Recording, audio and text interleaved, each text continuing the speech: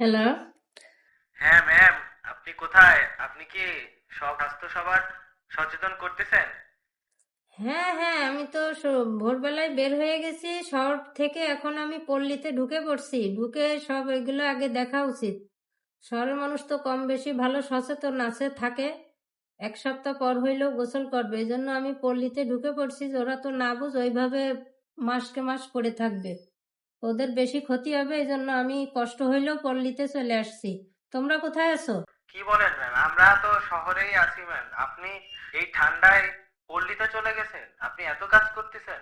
করেন ম্যাম, আমরাও কাজ করতেছি, আমরাও আছি। স্বাস্থ্য অধিদপ্তর যে কি একটা ঝামেলার বাধায় দিল।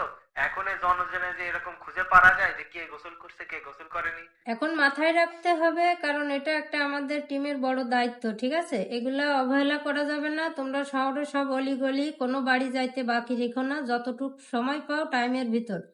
আর আমি তো পল্লীতে ঢুকেই পড়ছি, আমি যতদূর পারি করে যাচ্ছি। ঠান্ডায় হইলেও কিছু করার নেই, দায়িত্বটা বড় জিনিস, এটা সবসময় মাথায় রাখবা, ঠিক আছে? জি ম্যাম, জি জি জি। তো তোমরা আছো সবাই একসাথে? জি ম্যাম, আমরা সবাই একসাথে আছি। আপনি বিশ্বাস না হলে ভিডিও কল দেন। না না না না না, ভিডিও কল দেওয়ার দরকার নেই। আমি তো অবশ্যই তোমাদেরকে বিশ্বাস করি, বিশেষ করে তোমাকে বিশ্বাস করি। তুমি টিমের খুব খেয়াল রাখো বা হেড, আমি বিশ্বাস করি। ভিডিও কল দেওয়ার দরকার নেই তো, ঠিক আছে?